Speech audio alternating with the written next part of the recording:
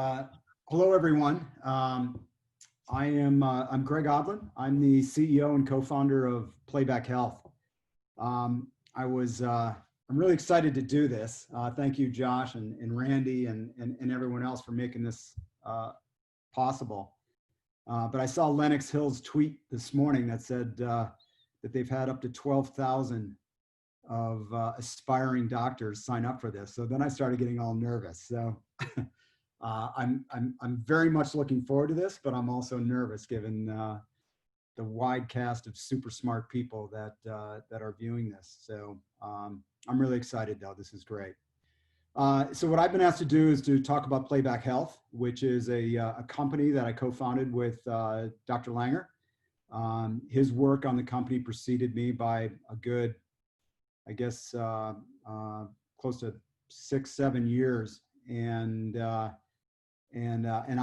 we started the Playback back in 2018 as a standalone company. And so for the last 3 years, I've been working with David on building Playback. And David and I have talked about a lot of different concepts of what it takes to build a great company. But one of the things that we keep coming back to is this concept of Flywheel. So I wanted to combine a couple of different things. I want to show you Playback, but I also want to show you in the constructs of this idea of a flywheel. It has some pretty big ramifications from a company standpoint, but also from individual standpoint. And I think it's a good jumping off point to talk about Playback. So the idea behind the flywheel framework for great companies is something that was evangelized by Jim Collins, who is a Stanford Business School professor and now a writer of a number of books. Just a really fantastic, thoughtful, great construct for what we're going to talk about today. So I wanted to focus back on this. And what Jim Collins talks about for great companies and their flywheel is this idea of having outputs and inputs. Now, the basic premise of a flywheel is this idea that there is a construct that if you turn your flywheel every day, you try to determine what are the tailwinds that get your flywheel started and then maintain the momentum throughout the life of your company. And it's this idea that it starts with some very important basics, and these are the outputs. So you want to make sure that when you look at great companies, and I guess this is more of a backward-looking type of idea, but these companies have superior results. They have distinctive impact. That is, if they weren't there, they'd leave a hole in the economy or whatever they were trying to, whatever market they're in. And they have lasting endurance. In order to hit these outputs, you have some very significant inputs: disciplined people, disciplined thought, disciplined action, and building it to last. And it's this idea that if you do this, you start to develop a compounding effect, a series of good decisions over a long period of time that gets your flywheel moving. And every turn is based on the same inherent inputs and drive. And if you understand what those inputs are and what your goals are, and you continually bring people around you to help you turn that flywheel, you start to create a momentum. And it's that momentum that drives great companies over long periods of time. So what I wanted to do is take this back to kind of, how we find our own flywheel. And you can really bring this back on a personal level. And this is what I think is really important for the people that are thinking about their careers and what they want to be, who they want to be. But in the same ideas of having outputs, have a plan. What is it you want? What is your passion, your purpose? Be of service, right? It's not just about, I want to make a lot of money, or I want to run a company, or I want to be a managing director by age 30. That's not what we're talking about. What we're talking about, what is your underlying passion? And how can you be of service to that passion and purpose and to the people that you bring around you? When you have a plan, you want to have short, medium, and long-term views. You want to make your goals attainable, right? You want your milestones to be something that you know you can achieve. You don't make them easy, you make them hard, and you celebrate them when you hit them. And then this brings us back to the ideas of your inputs. What are your drivers? And the very first thing that I I highlighted here, which is the dark and blue, is just surround yourself with people you love and respect. I tell my kids all the time, you're the average of your 5 closest friends. And it's a simple saying, but it means a lot. And I can say this now, looking back on my career and where I am today, is that you start to develop the same habits, thoughts, interests, ideas, work ethic, depending upon who you run with. And that's never to be lost in whatever it is that you're doing. Find your mentors early, super important. Find the people that you think can help to meet your plan, to help you with your passion, to continually work, to strive to make your goals the goals you want. But you need to be able to control, or you need to be able to consult people that have been there, done that. Have everyday grit, the idea of getting into the batter's box and taking swings. There might be a lot of strikes, but you've got to get in there and you've got to take swings. And then the last one is sleep, exercise, and eat well. I've experimented with this a lot, and unfortunately I learned this very late in life, but the importance of regular sleep, regular exercise, and eating well cannot be overstated. Super important. And then the last one here is, when you're thinking about all these inputs, remember it's a 20-mile march, right? This is over the long haul. So we're thinking about what are the little things that you can do every day, so that when you look back over a long period of time, you say, hey, I made a really big strides. And then the idea is, where I'm going to be focusing the rest of Playback and thinking about our success, is it's less about the what. Focus on the who it is that you're surrounding yourself, who are you learning from, who are you running with. Focus on the who, and that's where your success will come from. So we're looking at Playback Health. Playback Health is a startup company. It was started in Northwell. We are incubated and backed by Northwell. We have a couple of really nice recognitions from health leaders in New York City digital health. I'll let you, you can look at some of that stuff on our website. Now, our vision is to be the most trusted collaborative healthcare platform. And again, this comes back to the idea of our flywheel. What are our outputs? Our everyday goals, our focus are 6 things. Build a provider-patient bond, reliable, secure, robust technology. That's our software. It really is the support of a CAT functional nurse liaison that supported medication administration, Seamless, turning and simple. positioning.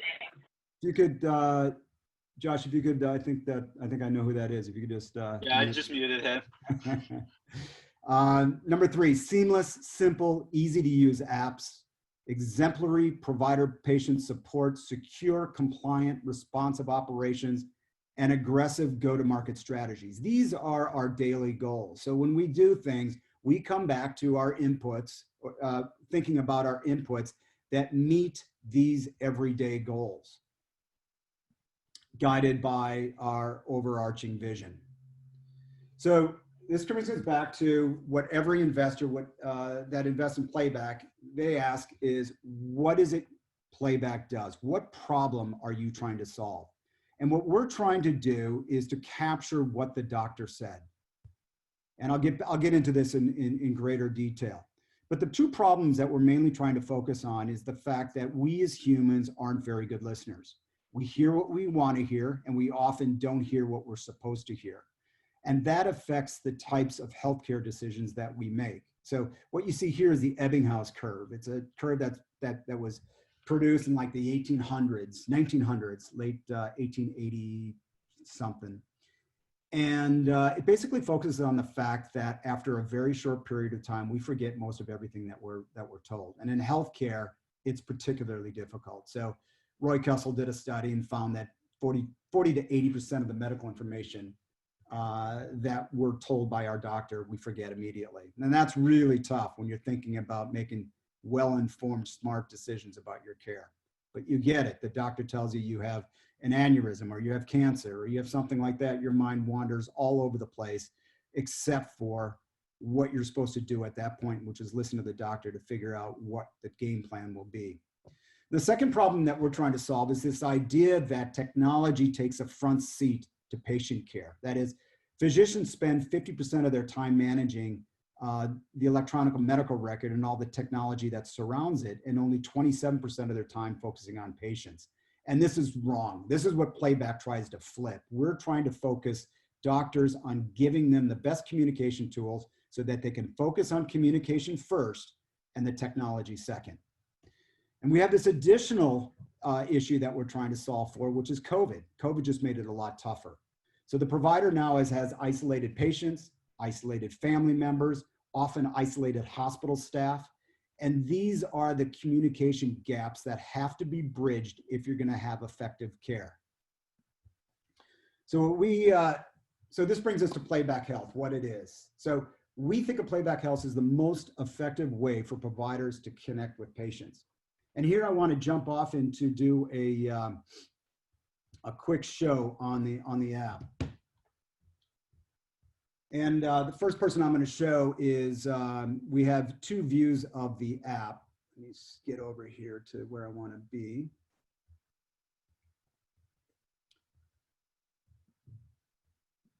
Can everybody see my phone here, Josh? Yep. Awesome. So here's the Playback app. This is Gloria Winston. This is our key patient. And you can see from Gloria, she's been to a couple of hospitals. She's been to Lenox, she's been to Playback Hospital, and she's been to the University of Kansas Health System. And with Gloria, when she was invited, the very first thing she saw was a video. And this particular video explains what Playback Health is, and you can see this on our website. But she also got a video from David and the neurosurgery department, telling them about what is neurosurgery at Lenox Hill, explaining who the doctors, who the nurses that will be taking care of you. And it's a way to brand and orient the patient to their care before they ever show up. Now for Gloria, you can see in here, she had some office visits. In any particular office visit, we provide things like your pre-op instructions, your post-op instructions, your visits, who your care team is. And for Gloria, she has all of the videos that have been provided for her right in the app. So we show that all in our home view. Then we have the visits view. Then we can see who Gloria is sharing her information with. So in this case, she's sharing it with John and Jane Smith and Sam. And then we also have a help area. This is where Gloria can send a, how do I add a family member? So she can ask, how do I type? How do I add family? And Gloria can send that. This is a live app, so she can send that to Playback Health, and we'll respond with an answer. Now, that's all on Gloria's side. What's interesting now is if I flip to the provider side, which I'll do,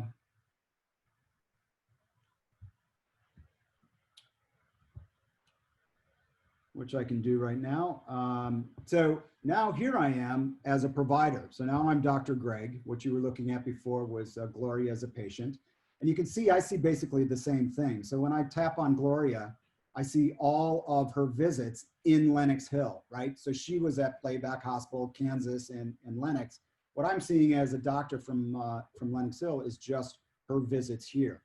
And again, I can see all of Gloria's activity, that all the videos that we've made from Lenox. I can see each one of her visits. I can see who she's sharing with. In this case, she's going to be sharing with the same people that we saw her in her app, John, Jane, and Sam. And then I also have a help for providers. So questions that providers had are also in the app. And then you can see I have all of my patients are loaded here. There are well over 150 patients. And to add a patient, really easy. Name, date of birth, mobile number, invite patient. They'll get a text to download the app, and the doctors can immediately start presenting information to them, adding care team members. We also have the ability to connect to the hospital systems with an MRN number, so that right at the registration process, the patient is made known to Playback. And again, the doctors and the care team can immediately add content. So what's neat about, so what you're looking at here, you can see that the views are the same.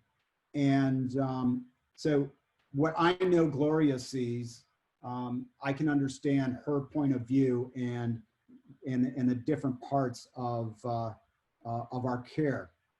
And then in the care team itself, what's great about the ability to share information is that the entire care team consists of doctors from Northwell. So Dr. Baum and Dr. Langer are part of Gloria's team. And also from patient experience is John. So John can help with a lot of the nursing and other clinical questions that Gloria might have. And then she has her personal John, Jane, and Sam, and they'll get all of the content that doctors are being created as well. And as a doctor, if it's a pediatric patient or a COVID patient, I can invite other care team members to Gloria so that the person that's responsible for Gloria's care from the family gets all of the care information that I as a doctor need to send to her. And then finally, the last thing that we have here is this really cool feature for to make a video call. So if I'm a doctor and I'm trying to get a hold of Gloria, I can see now that I'm operating two phones.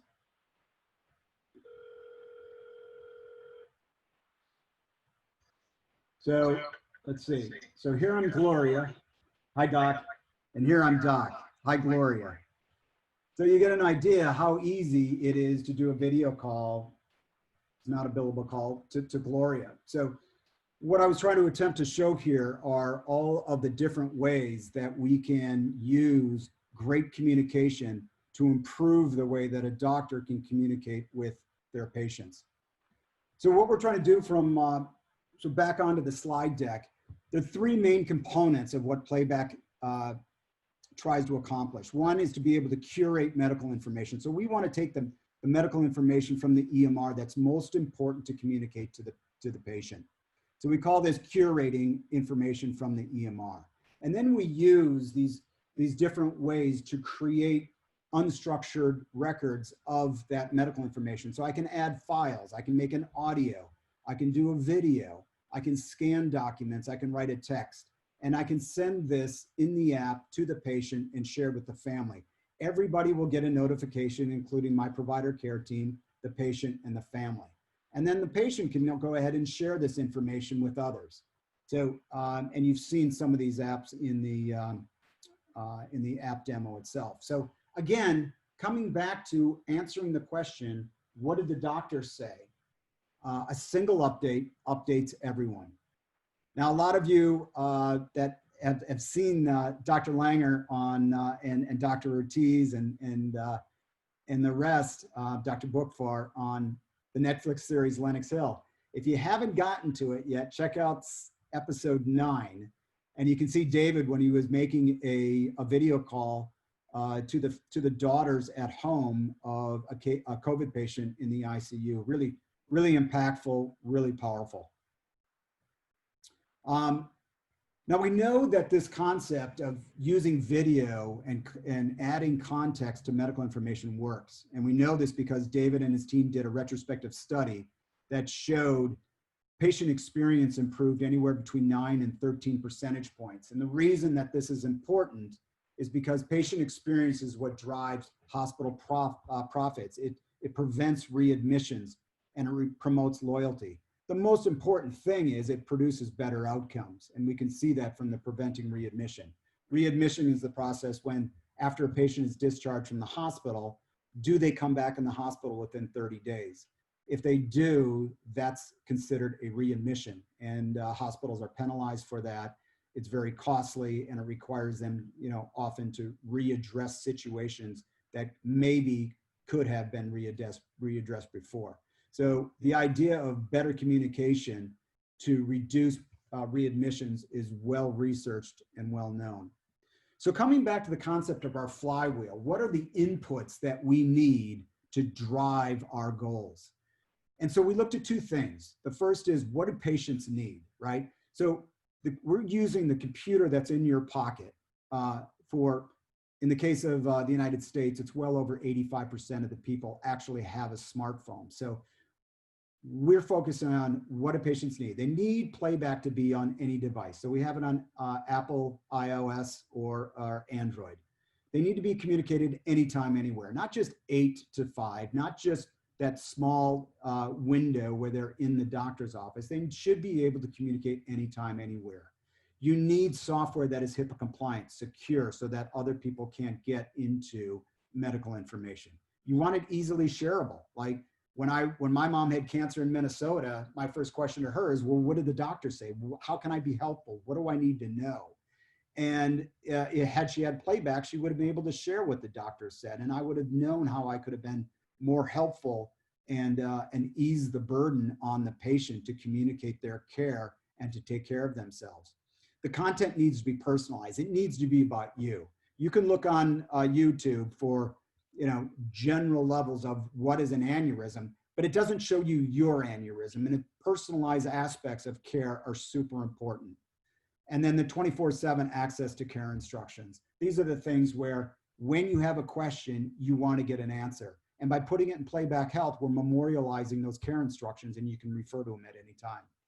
Now, on the other side, we also have to satisfy what providers want. Again, these are our Flywheel inputs. Easy to use mobile care tools, communication tools, the things that you saw, adding files, making audios, making videos. Single update updates everyone. Doctors want to know that their instructions are being heard and followed. That is an important tenet to everything that we do. So when the doctor sends a video or an audio or a lab results, we want them to be able to know that A, it was received by the patient and the family, and B, it was viewed. And we give that capability in the app. We also want to make sure that, as we talked about before, that there's real ROIs to what we're doing. Now, we showed you before the up here how we improve patient satisfaction scores. But what we want to go back to now, we have another live with Playback Health, and very early we were able to show a meaningful increase in top box scores for recommending the hospital and communication with doctors. And these are the types of ROIs that we will continue to grow and continue to focus on, because this is what's important to modeling and to making sure that the products that we're giving to healthcare are useful and needed.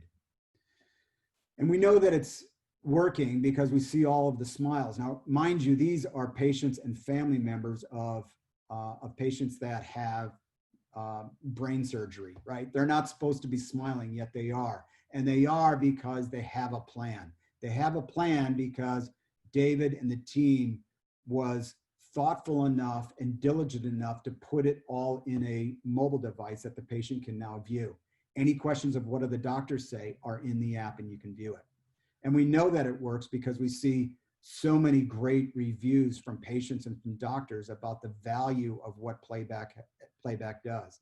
This is why we do what we do. It's not about a paycheck. It's about making a meaningful difference in healthcare. You, as medical aspiring doctors, you hopefully are doing this because you want to make a difference in other people's lives. That's why we do it at Playback. And this is the payback that we get, which is just, to us, better than anything else. And again, it comes back to what I talked about earlier. It's less about the what. You got to focus on the who. Who do you surround yourself with? Who do you bring onto the company? Who do you hire? And for us, this is our team. David and I are best friends going back to 1999 when I first met Dave. And I met Dave not knowing anything about him other than we had a lot of shared experiences, interests, and on the weekends, we just wanted to hang and have fun. And that's how I met Dave. I don't think it was maybe 6 months into it that I knew he was a neurosurgeon, because we were spending time biking, and he was biking, I was chasing him. He was as you know, David is quite the rower and quite the engine, and he crushed me for years on a bike. And it was some of the most painful stuff that I've done, but David and I grew a bond out of this. And the reason I started this company is because of Dave and our experience and what he was trying to accomplish. I had my own thoughts about the importance of this, but I wouldn't have started it if it wasn't for Dave. You need to surround yourself with people you love and respect, and people who energize you every day to be better and to do something big. And I would not be doing this if it weren't for Dave. So again, focus on the who. Dave was friends down here with Matt, and Matt ended up introducing me to John and Sam. Playback wouldn't be the company that it is today with the software that it has without John and Sam. And this is what we need about focusing on the people. I wanted to build a great company, but I had to focus on the people that I brought with me. And that's the true things about our investors and advisors. A key advisor that we have is Paul St. John. He was brought on by Matt again. And it was these connections that brought us the people that we needed to have around us to be successful. And that's what's really great about building great companies with people you love. So with that, thank you so much. We went over a lot of stuff. I'm happy to devote the rest of the time to questions, Q&A, and anything else. I did want to say one thing. You know, I didn't mention this before, but this idea of the flywheel and build great companies. Jim Collins is fantastic, and there's a bunch of podcasts out. He has some great books. I really encourage you to take a look at it. But the two examples that he gave were of the UCLA basketball team under John Wooden in the 60s and 70s. They won 10 NCAA championships over 12 years. You don't do that by luck. You do that by everyday planning, strategizing. And this concept may not have been obvious about building your flywheel, but it is those components of people surrounding themselves with great people, understanding what their goals are, and making sure that they have the inputs to get that flywheel started and continually put the inputs that give it the tailwind, to give it the momentum, so that every turn of the flywheel gets you closer to your ultimate goal. Amazon knew about the flywheel, and they actually use the flywheel and are a great example of just how big this concept is if applied correctly. And for Amazon, it was all about their goal of lowering prices on more offerings. This was their goal. And they knew that if they could lower prices on more offerings, they would increase their customer visits. If they increase their customer visits, then they would know that they would increase their third-party visits or the vendors that sell stuff. If they did that, they would grow revenues. And that brings them right back to the top of the flywheel, and they can repeat it. The key important of this thing is to understand the underlying logic of your flywheel. Understand your inputs, know your goals, and every day get in the batter's box and turn that flywheel. And you will see that after a long period of time, you will look back and be amazed at the ground that you've covered and the milestones that you've achieved. Hey, Greg, do you hear me? I do. I just want to thank you. I'm just going to quickly say two things. One, Greg is not only my best friend, but he changed his life and changed his career and picked this up, and he's done an incredible job. And I'm incredibly grateful, because you need a team. For those of you who are, thinking about going to medical school, or Greg was actually thought of medical school for a while, ended up working on Wall Street, and we ended up together. But this is the beginning of your journey, and having exposure to a guy like Greg and his ideas, and then science. There's a lot of things you can do together. Just getting a medical degree doesn't mean you can't be creative and be innovative. In fact, that's what tomorrow's talk by Dr. Park is about at 10. About the concept of thinking, having a vision, going for it. There's a tendency in healthcare to be very conservative and do what everybody else does, and that's never been what I've done. And I think Greg may have done that initially, and now he's taken a very entrepreneurial approach to his whole life. So rest assured there's risk, but I think the feedback and the kind of quality of life we have together now is really unique. And this project grew out of just wanting to do the right thing. It had nothing to do with money or power. It was a problem. We came up with a way of solving it. And I personally been working on this since 2007. It didn't just come out of thin air, but everything that's worthwhile takes a long time and a lot of hard effort.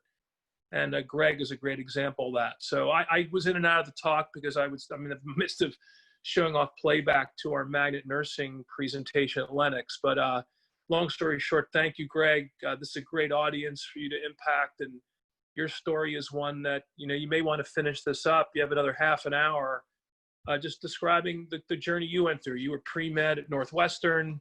You thought about it, maybe some of the influences that led to you going to your first job, how you ended up in Playback, what you might have done differently, the lessons you've learned, failures you've had.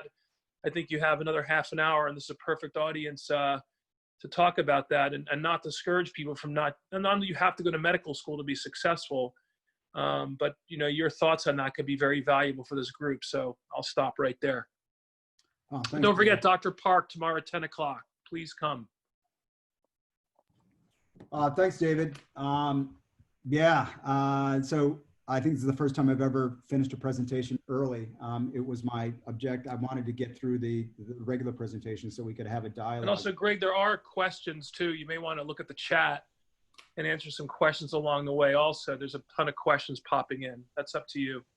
99 plus. Okay. Yeah. Well, yeah. So let me take a quick back. Maybe I can answer some of these questions with what David had mentioned. I myself, the closest I ever became to a doctor was my biomedical engineering degree, and taking the MCATs, and it stopped quickly after that. And the reason it did is back in 1986, a biomedical engineering degree was a nicety, and most everybody went on to some type of graduate school, or they went on to medical school. For me, I quickly became fascinated with New York, and it became a geography for me.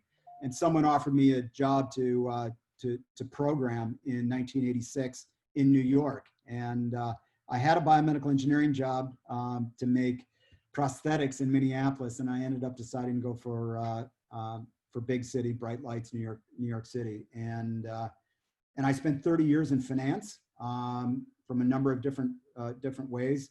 I loved it. It was great. I think when I was your age, in my early 20s, I saw it as an opportunity. People were paying me to gamble and to trade, and it was fascinating, and it was smart people. It was athletic. I loved it.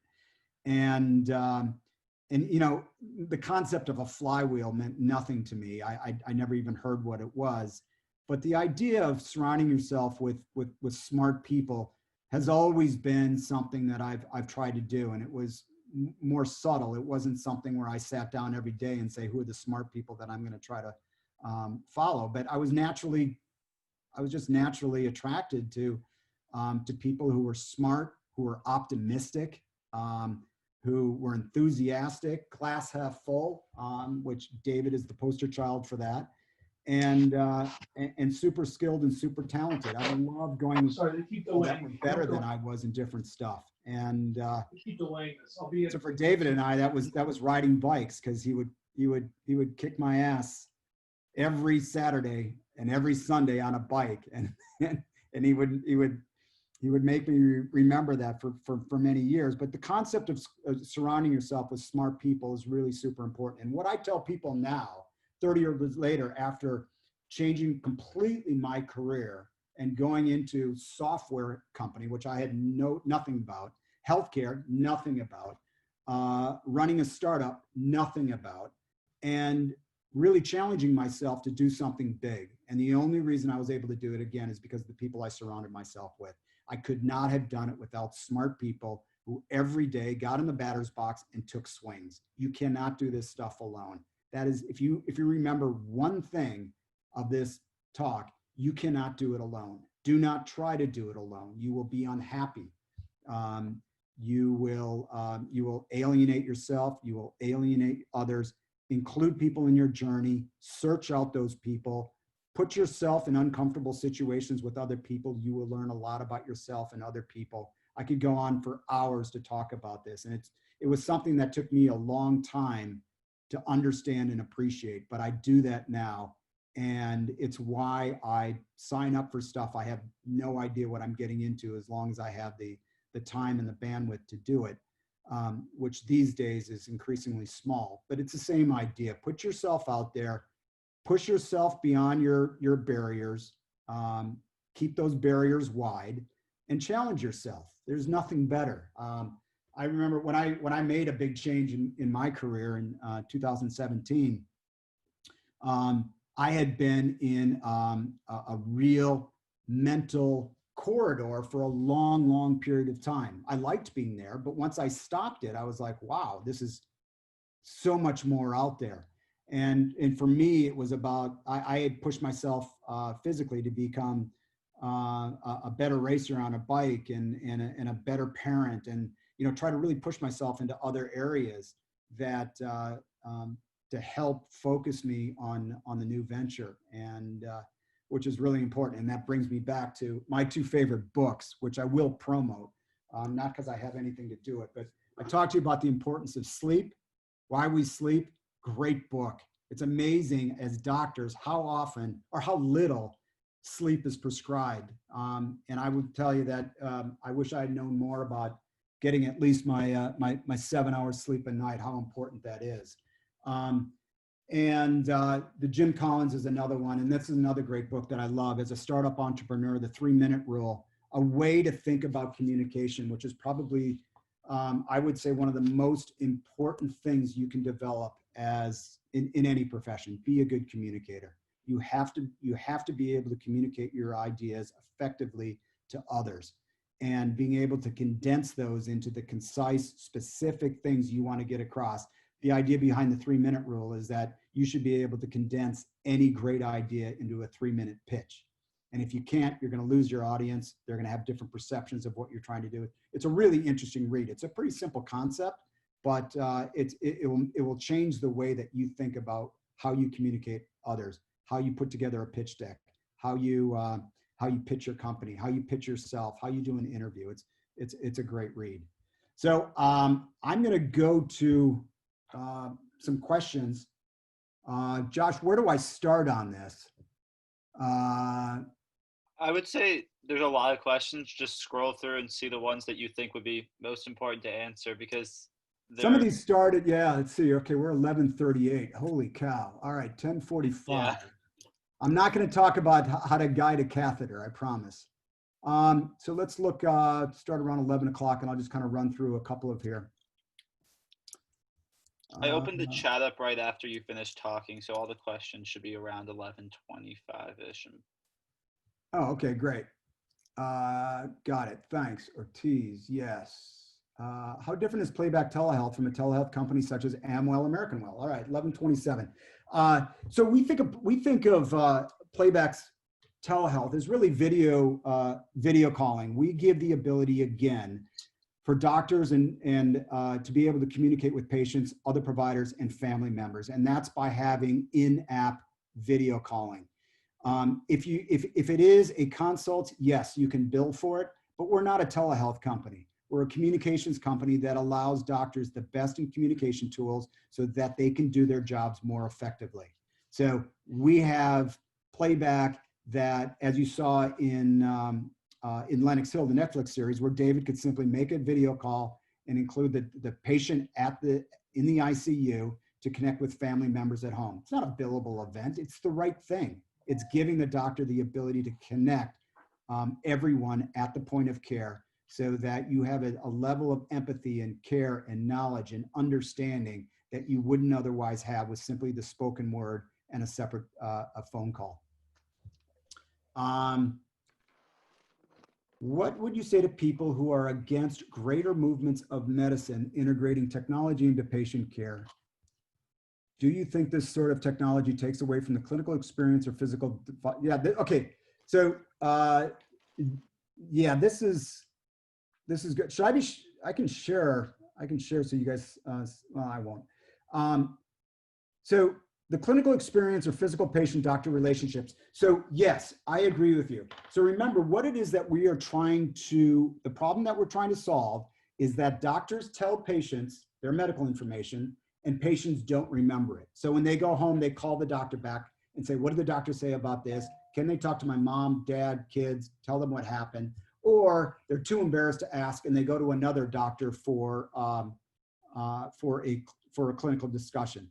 They may continue to do that until they get the answers that they want to hear. This is the fundamental problem with communication in healthcare. People hear what they want to hear, not what they're supposed to hear. And so by introducing this technology, and again, all we're doing is giving you the everyday communication tools that you have when you communicate with your friends and family, and we're bringing it into healthcare. It's that simple. So the type of technology that we're talking about here is enabling you to be a better communicator. Do you have competitors? I assume we have competitors all over the place. You know, if there's one thing that keeps me up at night, it's what is the next person doing? Unlike, and this isn't my advice, but I'm often guided by fear of failure. I hate losing. And it's not something I'm proud of, fear of failure, but it is something that I do not want to be surprised. I do not want to lose. And so I probably over-engineer, overwork to some extent. And it takes a lot of discipline to pull yourself back and include other people, collaborate with other people, and understand that it's not just you. But as far as our competitors, yeah, we have telehealth competitors, we have AI, scheduling, billing, but what there isn't a company at the point of care that allows doctors to create content to better communicate with patients. This is about personalized videos, audios, personalized medical information so that you are more educated and more engaged into your care, and then can turn around and share it to anybody you want. So the first question I ask every investor and every provider you go to is like, who's our competitor? And usually I'll hear something you know, if we do hear about competitors, it's usually because it's not fully understood what we do. And so that's upon us to be great communicators about what we do. Is there a way that a patient is able to upload information such as a picture of a wound to see how it's healing? Yeah, so I think I showed you on the in the app itself when I did the demo how you can look at your wounds, and sometimes David has done this before. They'll actually make a little video about how to clean the wound, how to dress the wound, what it should look like after it's done. And they'll also take a picture right before they dress it so that you have an idea of what the wound looks like right after surgery, so you can monitor the healing process or share it with an external provider that needs to know what it looks like. The app is incredible. Thank you. Do you work directly with any medical data charting companies like Epic? So again, great question. So what we do is we unlock the medical information that's in the EMR and allow the doctors and nurses and PAs to provide context around that medical information so you as a patient can consume it, right? There's a lot of stuff in the EMR that's great stuff, but the EMR is built for billing and legal. It's not built for the patient. And so what Playback does is it takes that most important stuff, your lab results, your MRIs, any of your x-rays, and brings it together in such a way that the doctor can communicate it to you. Now, what's beautiful about technology and these communication tools is that the doctor can communicate to you at your health literacy level. So like, for example, English is a second language. Dr. Langer doesn't speak English, or Spanish, sorry, Doc. So David will do a video in English, and I've seen it where Dr. Ortiz will take that video and explain it in Spanish and then deliver it to the patient. How awesome is that, right? So it gives you as a doctor the ability to communicate with your patients at their healthcare literacy or at their level so that they better understand it. And as we know, patients come in all different types, all different socioeconomic backgrounds, all different cultures, all different language. You as a doctor have to be able to effectively communicate to everybody. And that's something that we really focus on doing. So we're agnostic to whether it's Epic, Allscripts, Cerner, or any one of the other EMR companies. But what we want to be able to do is to be able to pull the information that's important to communicate to patients and provide that in the Playback app. And we do that by memorializing that context. So we give patients the ability to go back and look at it again and again and again so that they're more engaged in understanding of their care. How easy is it for hackers and strangers to get a hold of your information online? How can Playback Health ensure the safety of the patient information and maintain HIPAA? Great question. We spend a lot of time on security. Our CTO, Sam Singh, is the chief mobile architect at Pitney Bowes, and he is a security expert. So a lot of the encryption that we are doing is new to healthcare and is the latest and most important. So when people say, are you HIPAA compliant? Well, oh yeah, we're HIPAA compliant and we're more. And the way that we protect against this is that we treat the phone itself as a foreign entity. We don't store any data on the phone, right? So all of the content that we take from the medical record, we encrypt in transit, and then we encrypt again when it's stored on a or when it's displayed on your device, and then we encrypt it again when it's up into the cloud. So we never make that information available on your phone. Hey, Greg. Are there any future plans to explain this app to other hospitals? Yes, we're in 4 other health systems right now. We early engagements into about 10 to 12 different hospitals. We're in healthcare. We're in periodontal surgery, which is oral dentistry. We've talked to veterinarian. There's a lot of different applications for this type of context. So yes, we are outside of Northwell. Have you noticed elderly patients ever having trouble with the system? Great question. Yes. So yes, for every older individual that or grandparents or the like that have problems with this, there's always a family member that's a whiz. Like, what the great thing about the app is that because you can include family members on here, there's always someone that can understand and help the patient with their information. This is why we include families and anybody else that the patient deem important to getting that medical information so they can share it and they can be helpful in their recovery. Do you think this will increase the gap of quality of care for low-income patients who don't have access to this technology? Agreed. It's something we think about all the time. Understanding the determinants of health, super important. If you haven't met her, Zabina Zak is a person at Northwell who I hold in high esteem, and we've talked about this a number of times, how important understanding the social determinants of health. It will continually change the way you think about how you deliver care. So for us, yes, first of all, our product is free, right? Patients, families, no, they don't pay for it. Secondly, if you don't have a smartphone, we give you a web link. You can open on a computer. You have to have a computer. Unfortunately, the technologies has to start somewhere. But yes, we do think about these things. It's super important if you're going to be successful. Can the patient differentiate which information they share with their family and keep other information private, or is it all at nothing?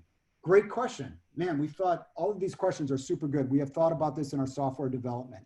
Every healthcare experience that Gloria Winston has is a different care team. So if she broke her arm, maybe she wants to have, you know, her kids on the app so they know what to do.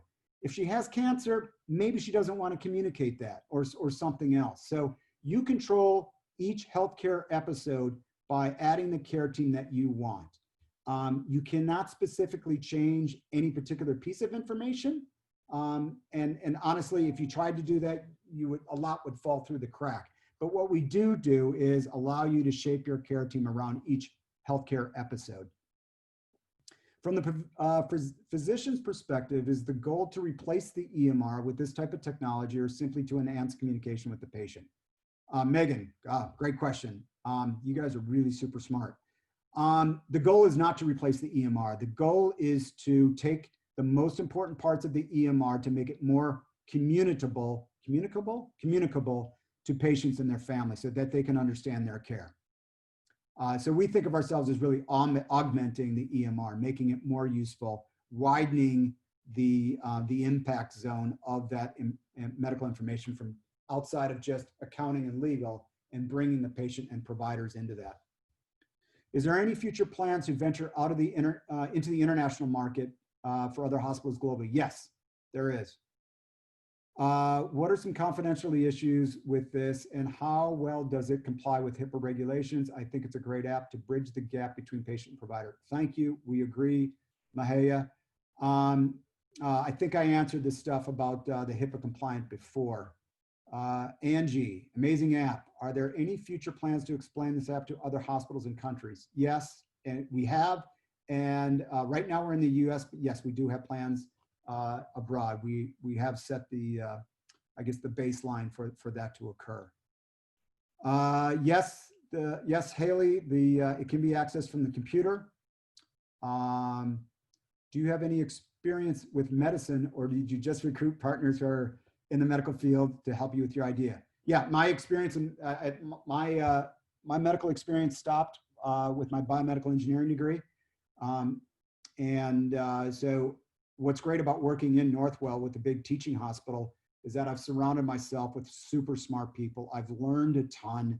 I feel like I really understand the clinical workflows, what's important, the empathy, the skills that are required to be an effective provider. It starts with being an effective communicator. And I think I've said this to Dave and others. I know what I don't know. And that's where you really reach out and surround yourself with people who do know so that they can help you with that. Super important when you think about these things. What is the biggest challenge that Playback has to overcome? I think it's the perception that something like Playback can exist in healthcare. I can't tell you the number of times before COVID, people would say, like, are doctors really going to use it? Are they going to change their workflows? And, you know, our attitude then was like, look, we use these communication tools in everyday life to communicate with friends and family. Why wouldn't they do it in healthcare? That was before COVID. With COVID, their workflows have changed. All right. Now it's just Playback offers you a way to communicate in this environment where social distancing and remote care matters. So, you know, that's why our pipeline has blown up because of COVID. Is there a plan in the future to expansion to other hospitals? We answered that. How is billing sent? Elizabeth, Rosa, smart. Billing is sent, again, we're focused on communications first and technology second. So after a call, for example, you saw that when I spoke with Gloria, a notice comes up and says, is this a billable call? If it's a consult, it's billable, you can send it off to the revenue department. If it's not, I'm just checking in to see how Gloria is, or checking on her family, or answering a question, not billable. It's still memorialized for the patient to hear. How well are older patients able to adapt and learn the app? It's really, I find, I went through this with my mom, actually, 83 years old, you know, always think of themselves when they bought an iPhone, they're immediately technically smart. But there are certain hurdles that you have to get over. But once someone has seen a video that Dr. D'Amico or Ortiz or Langer has provided for them, and they see the power of what they get, they figure it out real fast. And that's the best part of it, right? So once they see their video, believe me, if they don't get another video, they're calling me or they're calling Dr. D'Amico and saying, hey, where's my video? You know, it's a great thing to actually see. Hey, Greg. Yeah, listen, if I can butt in for a second, yeah. I mean, number one, great talk. We always appreciate you coming on board and giving this, sharing what you guys are doing. You know, from a personal experience, and I'm sure you covered this, you know, the patient-physician relationship is intimate, all right? And the one thing that I say that this app does is, and it doesn't change what we do in medicine right now in any way whatsoever. There's still an EMR, all the documentation is the same for resident and physician education, everything remains the same. There's nothing that this app takes away, it only adds. And the thing it adds the most is that sense of intimacy. You know, where now we are communicating one-on-one, and you can always go back to the videos and you can always have a sense of you know, that communication and how it was portrayed and how it was communicated and how you understood your doctor. And not only is there a record of it, but it's in the voice and, you know, with the empathy that the doctor showed you, and it's permanent there. And I think that's a huge thing. From a practical standpoint, not many people understand this yet, but, you know, as physicians, we have to build practices, all right? And there's a business component to this, right? And one of the ways we build practices is by giving feedback to other doctors. And here's a way that can seamlessly integrate into your regular practice, where immediately you are communicating with these other doctors and they're understanding your thought process and hearing from you directly. And they're able to feed that back to you and to more referrals because they like what you did. And that helps you build quickly, especially when you can tap these other people into it. And so that's a huge, huge component of it. Regarding things like the elderly or, you know, socioeconomic status, this is a new app and we're figuring this out as we go. So we're learning how the nurses can bring people into the conversation, show the elderly people how to seamlessly, you know, get into the app and utilize it in the right way. You know, and these are all things that are going to evolve as the app becomes more widespread and evolves. And so, You know, I use it, you know, I use it, you see all my videos. And I think people absolutely love it. I think it makes the relationship stronger. And ultimately, there have been studies of this, that relationship between communication leads to better outcomes. Whether it's an actual better outcome or a perceived better outcome, it translates. And so it's a hugely powerful device and mechanism for communication. Thank you, Doc. That's my testimony. I got to go back to my clinic, but I wanted to say thanks for coming on board. Listen, I thank you for giving the opportunity. It's really great. It's really fun. And there's nothing better, people, than to see a happy doctor when you do something like this, because this is what it's all about. If we're making their lives better and we're making their patients' lives better, job done.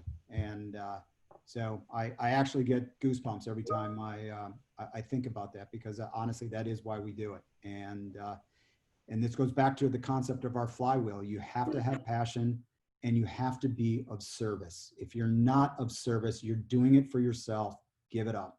And I think that's super important, because otherwise I wouldn't have met people like Randy. He was such a super cool guy and so talented in what he does. You know, it's funny, the first 3 years that I was at Lennox and I spent my time in the hospital, you know, following doctors and hanging out in Langer's office, I really felt like I shouldn't be there, because I was so awestruck by, you know, what these people were doing and how seemingly insignificant what I was doing. And now 3 years later, when I look back at what we're doing and the feedback that we get from patients about doctors like Dr. D'Amico or Langer, and the videos that we provide them, it's all worth it. And it's as important as anything else that we will do. So thanks, Doc. Definitely agree with you. And we're happy to be there. Fantastic. I don't know if you want to you got 3 more minutes. I'm going to shoot off back to my clinic. Dr. Bookvar's on in the afternoon if you guys are available. Otherwise, thanks for everyone this morning. Fantastic morning. Great way to top it off too. Thank you later, so Doc. much for speaking. You want me to take these last 2 minutes and run through a couple more questions, or? Go for it. It's all you. All right. I saw one of these that I wanted to talk about. Sophia, do you think Playback can be used as a public health tool for tracking COVID-19? Here's a great thing about it, and this will be my Playback push.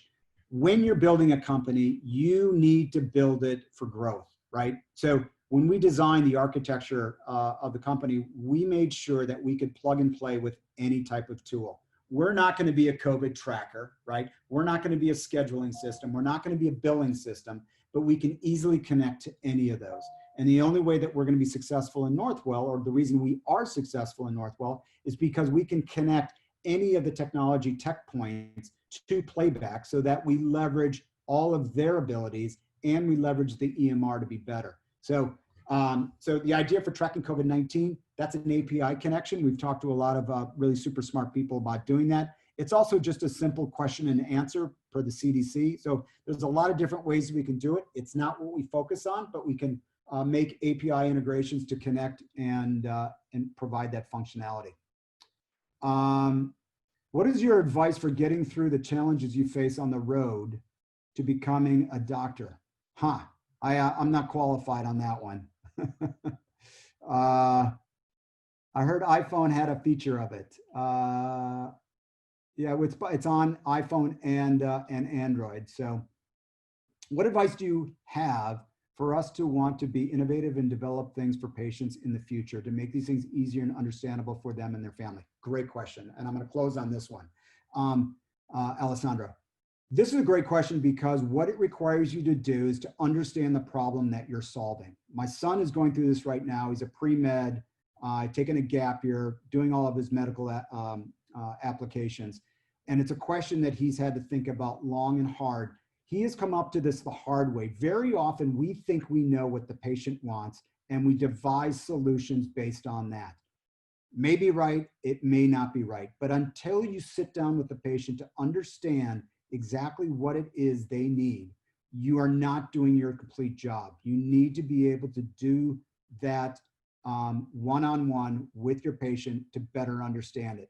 What I have found, and I hate the cliche about walking someone else's shoes, because it's really not fair, but empathy and understanding, to know where someone's been, what are the socioeconomic things that they face, what are the personal issues they face. You only can do that by interacting with them and communicating with them. So again, it comes back to really strong communication, empathy, patience, and understanding for where other people have been and what they're faced. And I'll leave it at that. Thank you so much for speaking and joining us today. Just as some reminders for everybody, we have By the Book tonight at 4:30, and tomorrow we have the medical school anatomy lesson, followed by Dr. Langer's Chairman's Corner, and we'll have a special guest, Dr. Pamela Park, as well. But thank you for coming. Thank you, everyone, for being here, and have a great day. Bye, all.